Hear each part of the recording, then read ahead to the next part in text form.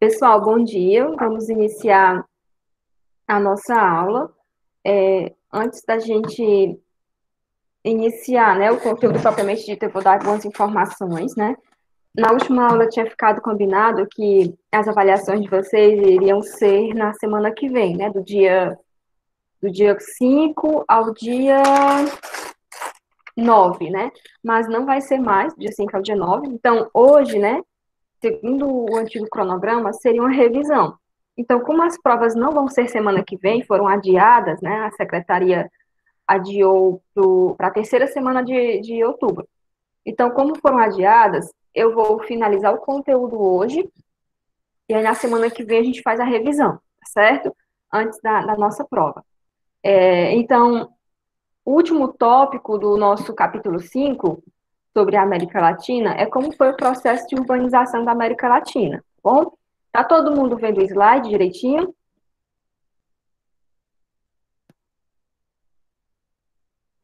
Pois é, Pablo, mas foi adiado, né? Todo mundo vendo o slide direitinho? Coloque aí no chat para mim saber.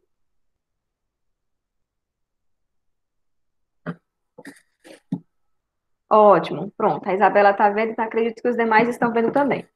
Então, pessoal, hoje, né, a nossa aula, ela só é sobre duas páginas do livro, tá? É a página 172 e a 173, certo? Então, só são duas páginas, é um conteúdo pequeno e bem interessante, tá? Primeiro, pessoal, aqui na abertura do slide eu coloquei o mapa da América Latina, né, que inclui o México, toda a América Central e a América do Sul, e nós podemos ver nesse mapa a quantidade de habitantes de alguns países, né? Sendo que o país, né, com a maior população aqui da América Latina é o Brasil, certo? E também é o maior em dimensão territorial. E a América Latina possui algumas cidades que são chamadas de megalópolis, né? O que é uma megalópole? É uma aglomeração urbana que contém mais de 10 milhões de habitantes. Inclusive, essas grandes cidades, né, que recebem o nome de megalópolis, elas são chamadas de formigueiro humano, né? Por conta da quantidade de habitantes que elas concentram, né? Quais são as quatro megalópolis da América Latina, né? As quatro cidades que possuem mais de 10 milhões de habitantes. É a cidade do México, São Paulo, Buenos Aires e Rio de Janeiro, né? Então, essas são as quatro gigantes cidades da América Latina, em tamanho populacional. Então, antes de iniciar na página 172, eu quero que vocês compreendam duas coisas essenciais para o nosso conteúdo de hoje. Primeiro, o que é urbanização? Se nós estamos falando da urbanização da América Latina, eu preciso que vocês compreendam o conceito de urbanização. Pessoal, a urbanização é um processo em que a população da cidade ela cresce em maior proporção que a população do campo, ok? É diferente de área urbana. Quando eu digo área urbana, eu me refiro à cidade, ao espaço urbano. E quando eu falo de urbanização, eu estou me referindo à população em si dessa cidade, ok? Então, a gente sabe que a maior parte dos países do mundo concentra sua população nas áreas urbanas, ou seja, nas cidades, né? E que isso tem aumentado, né, conforme alguns processos acontecem. Que processos, que processos são esses? São processos que fizeram com que ocorresse essa urbanização, que é o que nós caminhamos agora para a segunda questão, né? Como se caracterizou a urbanização da América Latina? Ela se caracterizou de forma intensa, rápida, né? Então, ela ocorreu de forma intensa e rápida. Então, compreendam, o que é a urbanização? É o aumento da população da cidade em maior proporção que a população do campo. Como é que isso ocorreu aqui na América Latina? De forma intensa e muito rápida, tá bom? Isso é o ponto inicial para a gente compreender o que está na página 172 e 173, que diz respeito às consequências, o fato de ter ocorrido de forma intensa e rápida, gerou consequências, que a gente vai ver já já. E o que provocou o aumento dessa população na área urbana foram esses três fatores estão mencionados na página 172, que eu coloquei aqui no slide, tá bom? Então, o intenso processo de urbanização nos países da América Latina, ele foi influenciado por três fatores. Primeiro fator que vai influenciar a vinda da população para a cidade, a industrialização. A gente não pode falar de urbanização sem falar de indústria. Então, o processo de industrialização das cidades, ele vai funcionar como um atrativo, né, para a população sair do campo para a cidade, em busca de emprego, né, até das melhorias provocadas pela indústria, dentre outros fatores. E os outros dois fatores, né, que provocaram esse processo de urbanização aqui, foi a concentração de terras e a mecanização no campo. O que é isso? A concentração de terras, né? As pessoas começaram grandes empresários da área agrícola, né? Grandes latifundiários, né? Eles começaram a concentrar terras nas áreas rurais, e isso fez com que a população, né, os pequenos camponeses perdessem suas terras e eles não tivessem onde morar, né? Foram expulsos de suas terras. Então eles tiveram que vir morar nas cidades. E a mecanização do campo, o que significa isso? Antes da indústria, antes da, antes da indústria, as pessoas elas viviam do campo, né, da agricultura, da pecuária, e era com a sua enxada, né? E hoje, né, como é que ocorre o trabalho no campo? Ele é praticamente mecanizado. Na nossa cidade, não, mas em grandes áreas agrícolas, principalmente na região norte e centro-oeste do Brasil, o que a gente percebe? Quem prepara a terra são tratores, né?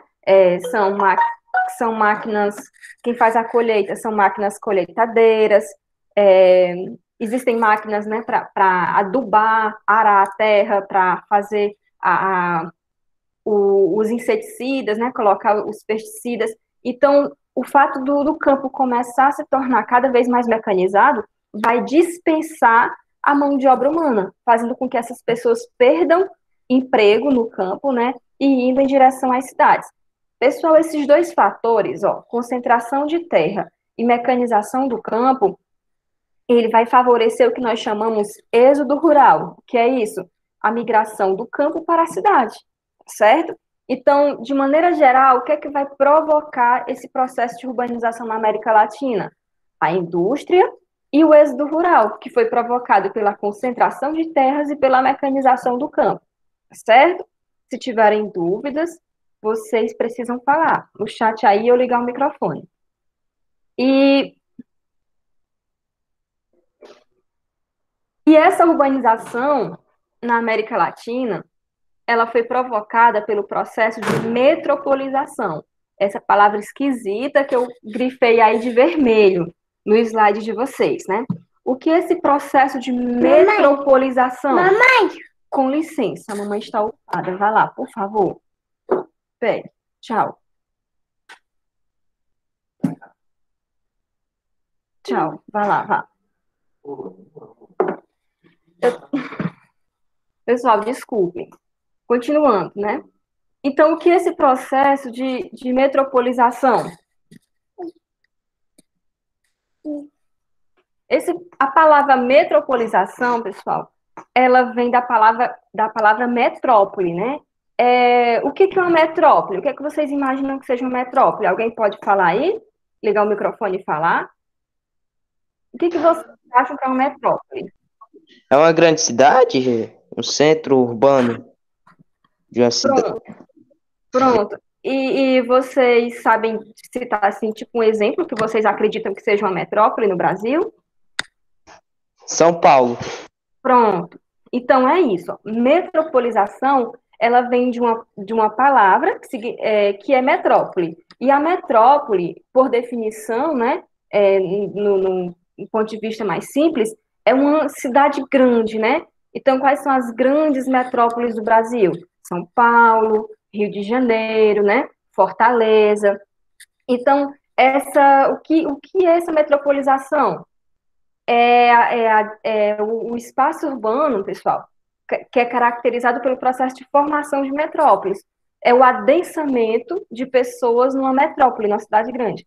Metropolização é o adensamento de pessoas na metrópole, o crescimento de uma cidade, tá bom?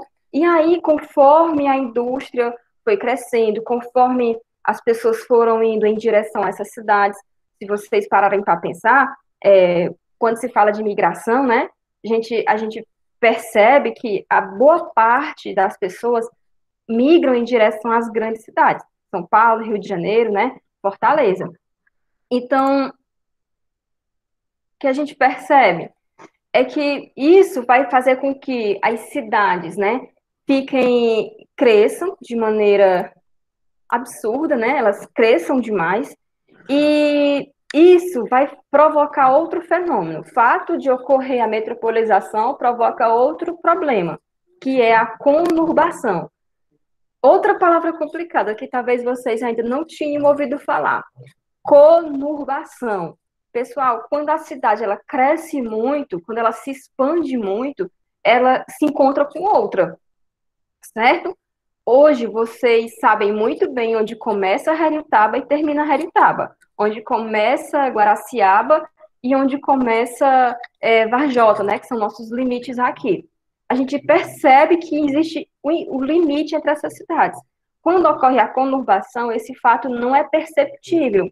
Se vocês um dia forem para Fortaleza, pela BR-222, que é por Sobral, vocês vão observar que não dá para perceber onde começa Fortaleza e onde termina Caucaia, porque Fortaleza sofreu tanto, né, cresceu tanto devido a esse processo de metropolização, que ela se conurbou, ela se misturou com os limites de outra cidade, no caso, Caucaia. Então, o que é a conurbação?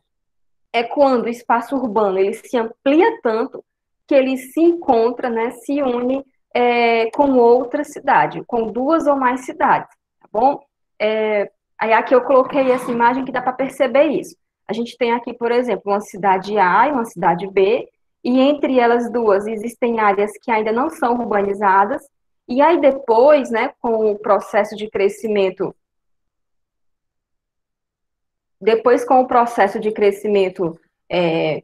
da área urbana, devido ao adensamento populacional, né, devido ao adensamento da indústria, essas cidades podem se encontrar tornando seus limites quase que desconhecidos.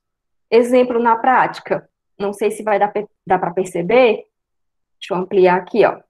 A gente tem aqui uma imagem do Google Earth, né, entre três cidades que se misturaram, se conurbaram. Aqui é uma cidade chamada Paysandu, aqui é a cidade de Maringá e aqui de Sarandi, se eu não me engano, em São Paulo, né? Então, percebam que Maringá, que é a cidade maior, ela se expandiu tanto devido ao processo de metropolização que ela se encontrou com as demais. Outro exemplo, para vocês perceberem que isso ocorre também em áreas que não são metrópoles. A gente tem aqui, ó, Ponta Porã, que é uma cidade do Brasil, e aqui outra cidade chamada Pedro Juan Cabeleiro, que é no Paraguai, né? O Brasil faz fronteira com os países da América Latina, óbvio. Um desses países é o Paraguai. Então, observem que essa linha de amarelo é a linha de divisa entre as duas cidades. Mas percebam que elas cresceram tanto que elas se emendaram. Então, conurbação é isso, é quando a cidade cresce tanto que ela se emenda com uma ou mais, tá certo? Se não estiverem entendendo, podem falar, tá bom? Ainda na página 172, pessoal, a gente vai conhecer outro conceito, que é a desmetropolização. Vixe, tia, mas você me falou de metropolização, agora a gente está falando de desmetropolização? Exatamente. Lembrem que a metropolização foi o adensamento, né, de pessoas na metrópole. Então, o crescimento de pessoas, de população, de indústria na metrópole vai provocar a metropolização de algumas cidades do Brasil. Mas o que é que a gente observa hoje, né, no Brasil e em alguns países da América Latina? Que ocorre o inverso, que essas cidades grandes, elas se estagnaram, elas pararam de crescer no sentido populacional, no sentido industrial. Não significa que elas estão mais pobres, significa que elas não crescem, mais, né, não crescem mais, no mesmo ritmo de antes, tá certo? Por que que isso está acontecendo? Porque elas deixaram de ser uma tendência de atração, né? Elas não têm a mesma tendência de atração. Hoje, a gente tem aqui vou citar o exemplo do Brasil. Hoje, a gente tem aqui no Nordeste, né? Fortaleza, que é considerada uma grande metrópole, mas a gente tem aqui no pertinho de nós, Sobral. Sobral é considerada uma cidade média, né? De médio porte. Ainda não é uma cidade grande. E Sobral, ela atrai centenas de pessoas, porque hoje é uma cidade que tem uma diversidade econômica, né? Porque ela tem indústrias como a Grendene, que emprega mais de 13 mil pessoas.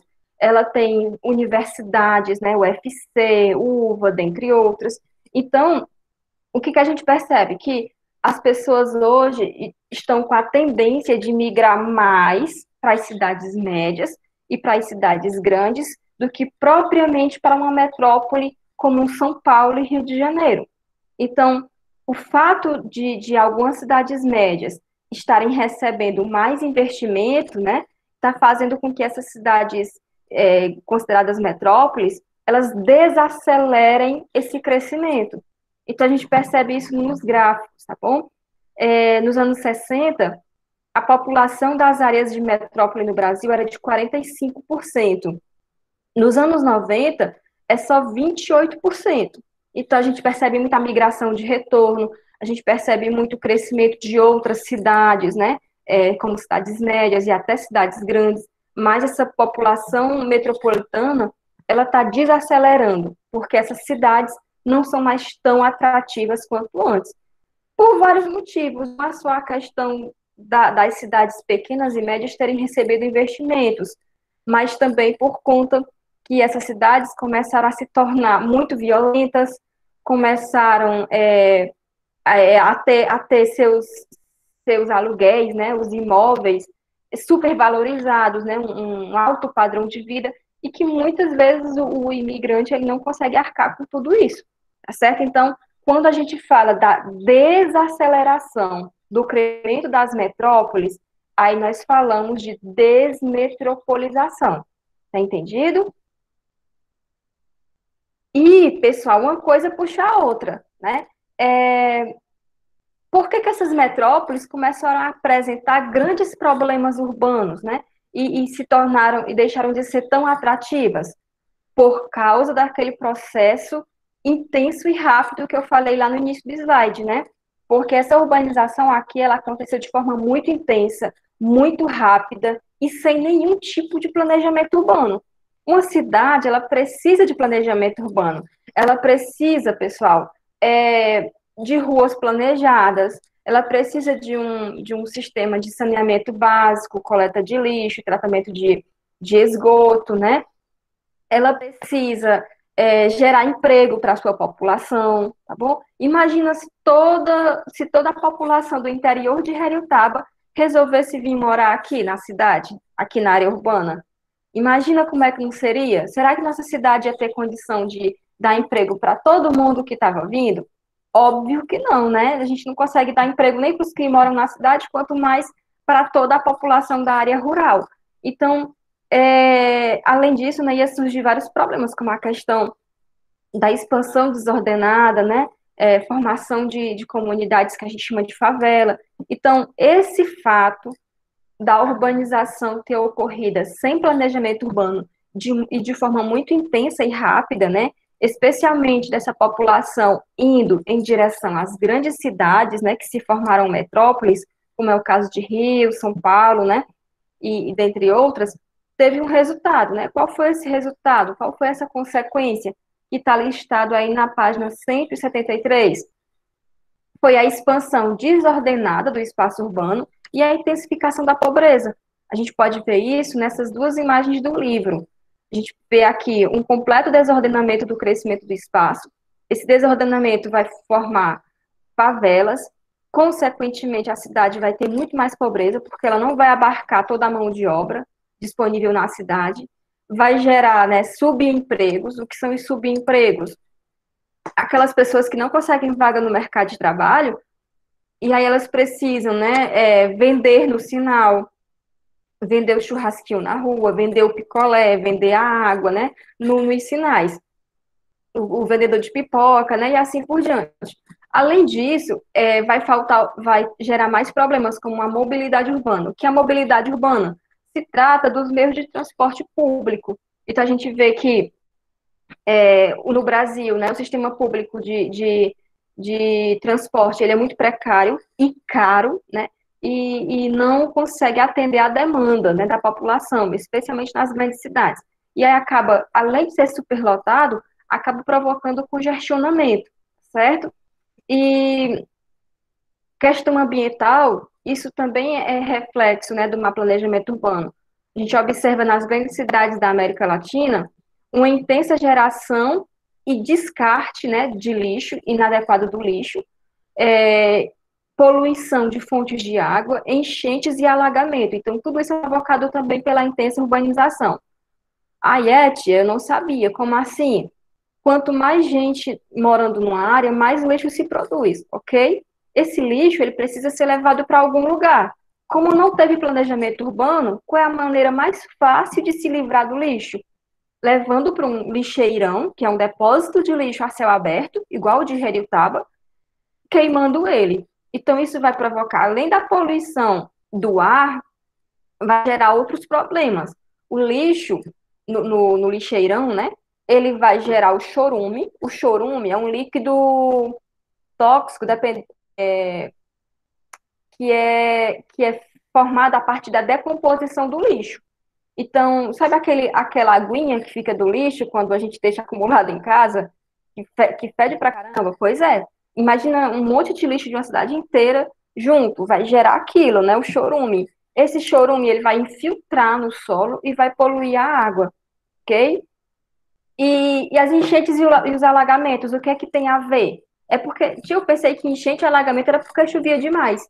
Não, enchente e alagamento não é porque está chovendo demais, é porque a água não tem mais para onde ir, pessoal. Então, ela vai se acumular nas ruas, né? Porque os esgotos estão entupidos de lixo. Se você até vê na sua cidade, você vai ver isso. Se você olhar para dentro de um esgoto, você vai perceber que é cheio de sacola, de papelão, dentre outras coisas. Então, entope os esgotos, o solo é completamente asfaltado. Então, quando o solo é asfaltado, ele perde o poder de infiltrar a água, que na geografia a gente chama de impermeabilização, né? O solo deixa de ser permeável. Então, ele fica completamente coberto de asfalto, não tem para onde a água infiltrar, tá bom? E aí gera o alagamento e as enchentes. E a gente tem isso de maneira ilustrada, né? É a que a gente tem a poluição da rede hidrográfica por conta do lixo, os congestionamentos no trânsito, as enchentes e os alagamentos. Aqui a gente tem uma área de comunidade, né, de favela, onde não tem tratamento de água, de esgoto, nem de coleta de lixo. Isso provoca doenças na população, né, por conta da água contaminada, por conta também de bichos, né, que isso vai atrair, como ratos, por exemplo. E a gente percebe as precárias moradias, né, também né, nessa área. E outra aqui é o metrô, né? O metrô foi uma alternativa para evitar o congestionamento, porque o metrô ele é subterrâneo, né? Ele é construído em galerias subterrâneas. Mas mesmo assim, ainda se tornou ineficiente devido ao adensamento populacional, né? Então, e devido à pouca quantidade de metrôs que as cidades possuem. E vocês podem até achar essa imagem exagerada, porque eu achava, antes de conhecer o metrô, eu achava essas imagens super exageradas e eu achava que isso não acontecia. Mas, gente, é desse jeito mesmo, né? Quando é horário de pico, que é o horário que as pessoas estão saindo do trabalho, para entrar no metrô é desse jeito, é igual mesmo sardinha dentro de uma lata, viu? É muito difícil, certo? E, por fim, pessoal, a gente vai, por fim, a gente vai falar da atividade. Lá no grupo eu vou colocar a atividade de vocês, tá? São 6 questões dessas 2 páginas. E aí, quem não tiver compreendido o conteúdo, pode falar, tirar alguma dúvida, pode participar. Eu vou colocar a sua frequência no chat, certo? Alguma dúvida?